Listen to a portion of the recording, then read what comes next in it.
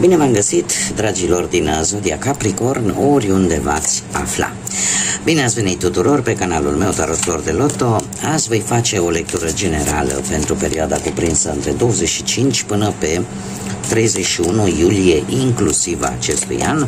Așa că toți cei care aveți soarele, luna, Venus, ascendentul sau oricare alt aspect astral important pentru voi din harta voastră natală și care are legătură cu Zodia Capricorn, atunci această lectură este de asemenea și pentru voi.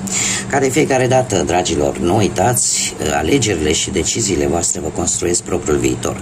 Este o lectură generală, așa că vă rog din suflet să luați decât acele mesaje care vor rezona cu voi, iar restul lăsați-le să zboare în univers, pentru că sigur sunt pentru alte energii care într-o mai mică sau mai mare măsură au legătură cu Zodia Capricorn. Înainte de a începe, trebuie să precizez, poate unii dintre voi veți urmări lecturile de la cele 4 zodii care intră în grup, mai precis Leu, Fecioară, Balanță, Scorpion, unde eu am reușit să fac aceste lecturi în dimineața foarte devreme, când mai scăzuseră un pic temperaturile și nu am folosit aerul condiționat. Din păcate, la această oră trebuie să fac și lecturile în continuare. Deja căldura s-a pus și este atmosfera destul de sufocantă, așa că a trebuit să repornesc încă o dată acest ventilator pe care nu am cum să-l poziționez în altă formă, să nu se mai audă. Nu am ce să fac, eu sper să mă auziți bine și să putem traversa împreună această perioadă de căldură extremă. Lămurit acest aspect, haideți să vedem ce vine pentru voi în acest final de iulie.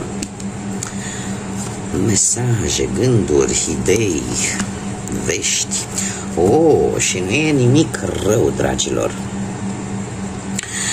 Se pare că ori veți avea o vizită de la drum lung, cineva vă va vizita, ori pur și simplu și va veni cu niște vești, sau pur și simplu veți afla noutăți, veți afla vești, poate deja le-ați aflat, lucruri pe care nu le-ați știut.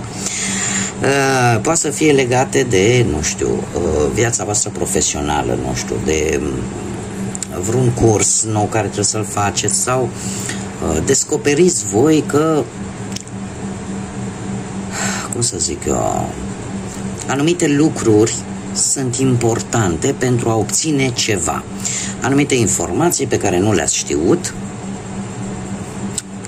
să zicem așa, au fost ținute în secret sau nu ați dat voi de ele, dar care vă vor ajuta, mare atenție, ca până la sfârșitul lunii iulie să obțineți o cheie.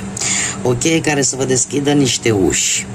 O cheie care poate să fie de la o casă, de la o mașină, de la orice s-ar putea deschide cu o cheie, sau, vorbind la figurat, această informație să vă fie atât de utilă încât să vă deschidă noi șanse, noi oportunități bune pentru voi. Da? Apar noi posibilități, vi se deschid efectiv niște uși. Da? Așa că nu este de rău deloc. Haideți să vedem ce ne spune și tarotul, ce vine pentru dragii mei din Capricorn în această ultimă perioadă din iulie, în perioada 25-31 iulie. Să vedem. Și haideți să vedem cu planul ăsta profesional. Și sunteți aici în mare forță. În mare forță sunteți. Dragilor, apare exact arcanul vostru. Se pare că veți reuși să vă dezlegați, ca să zic așa, de o anumită situație legată de muncă sau de un anumit job. Vă veți da seama ce este benefic și ce nu pentru voi pe planul ăsta al carierei. Ce a mai rămas din iulie vine cu acest 9 de monede.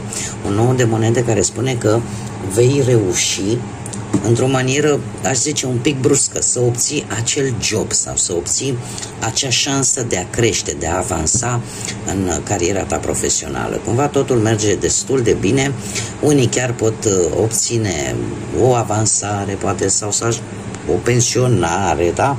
Ceva care pe voi să vă să vă sprijine în planul ăsta profesional și se anunță posibil chiar și o călătorie. Poate că unii dintre voi ați renunțat la un job pentru că a apărut o șansă, o oportunitate sau va apărea o oportunitate mai bună decât ce ați avut. Și se pare că sunteți dispuși chiar să plecați într-o călătorie legată de muncă sau un interes de muncă cu acest 6 de spade până la sfârșitul lui iulie. Dacă nu vorbim de o călătorie, vorbim pur și simplu de o tranziție, care într-adevăr nu va fi ușoară, nu? Când lăsăm în urmă ceva la modul general, nu această tranziție, ceva care posibil să fi fost de pe o lungă perioadă de timp, tranziția nu este una tocmai ușoară, este un pic mai dură și cere timp, cere acomodare, dar este ceva mai bun.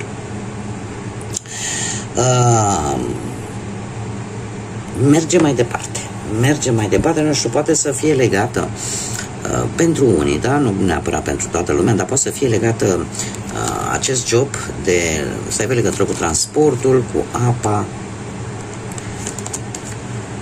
Bun, pe partea banilor, dragilor, un anumit conflict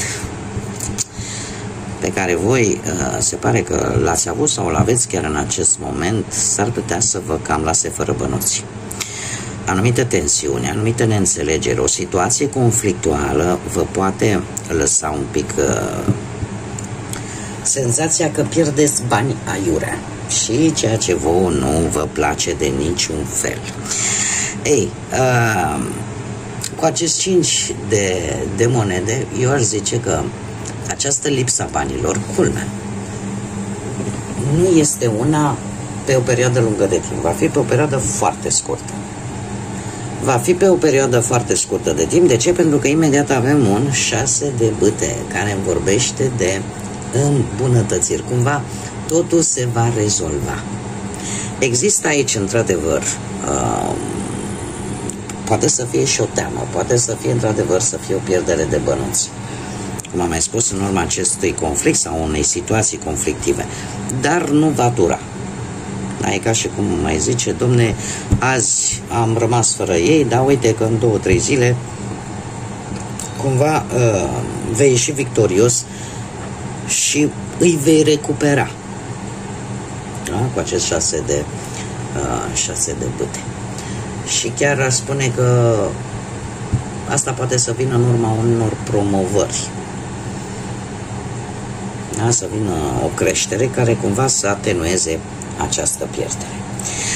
Mergem mai departe pe parte sentimentală. Cei care sunteți într-o pereche, cei care sunteți deja într-un cuplu, hei, nu știu dacă zodiile de foc vă spun ceva, Berbec, Leu, Săgetător, poate au sau nu influență, sau poate perechea voastră are planete importante sau ascendentul în vreo zodie de foc. Cert este că cu acest 10 de bâte se pare că ați dus o luptă destul de crâncenă pentru a salva relația. Acum nu știu dacă implicarea a fost de comun acord. Eu aș zice că cu acest rege de bâte aici,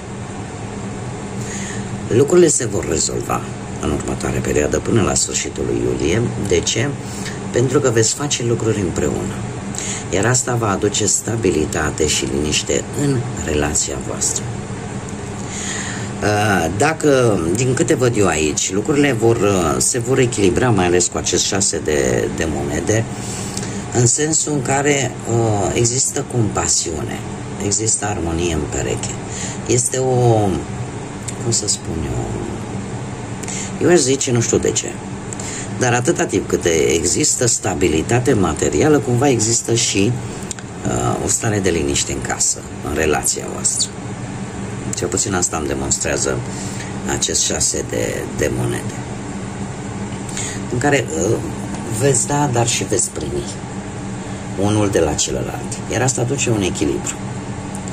Iar în ceea ce privește banii, atâta timp cât banii există, mai ales că e o caracteristică a zodiei Capricorn în general, da? Situația materială este un lucru foarte important pentru voi. Sunteți cea mai terenală zodie de pământ, în care, într-adevăr, bănuții sunt foarte importanți. Dar chiar și așa, vorbind în o relație în general, veți da și veți primi în egală măsură, în așa fel încât acest sfârșit de iulie va aduce stabilitate și echilibru în relația voastră. Cei care sunteți singuri, pe plan sentimental, cei care sunteți singuri, dragii mei dragi, nu știu dacă n-ați fost de curând, ați căutat așa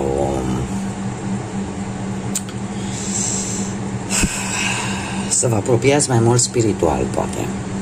Nu știu dacă ați umblat pe la preoți, pe la lăcașe de cult sau nu știu, ați încercat voi așa, poate să aveți o nouă legătură, dar bazată mai mult pe principii tradiționale. Nu știu dacă zodia Taur vă spune ceva, o altă zodie de pământ. Cert este că următoarea perioadă este una ușor complicată. De ce? Pentru că avem aici o grămadă de spade. Este ceva la nivel mental care o să vă dea de furcă. Optul de spade îmi vorbește de situația în care tu încerci să începi o nouă relație. Totuși, există o rană, există ceva în interiorul vostru peste care voi încă nu puteți să treceți. Iar asta vă va împiedica. Nimeni nu poate repara ce este stricat în interiorul nostru, rănile pe care noi le avem în interior, dacă noi nu începem primii să o facem. Și în încercarea voastră disperată, oarecum, de a vindeca sau de a putea trece peste ceva la nivel mental din interiorul vostru, e posibil să vă ducă către un drum eronat. Avem un 7 de spade. Un 7 de spade care îmi spune în felul următor: că e posibil ca cineva să fie interesat de voi la modul cel mai serios.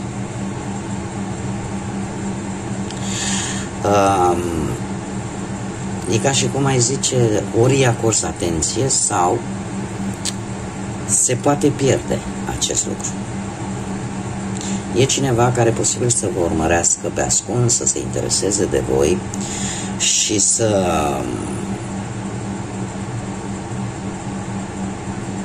eu aș zice că e cineva care chiar e posibil, nu știu, să vă urmărească dacă aveți conturi de Facebook, Instagram sau TikTok sau în general asta de socializare, conturile astea de socializare, platformele de socializare, și poate chiar are fotografii cu voi sau poate, deci chiar este interesată la modul serios de voi. Dar voi până nu veți vindeca ce aveți de vindecat, este cam complicat. Este cam complicat. E ceva acolo care nu vă dă pace. Și lucrul ăsta se pare că deocamdată, din ce văd eu aici, nu se va clarifica în aceste ultime zile din iulie. Vom vedea în august ce ne spun cărțile, lecturile pe august. Dar până atunci, haideți să... Ia uite ce mi-a sărit deja. Dragilor, se va trece la acțiune. Pentru unii dintre voi se va trece la acțiune.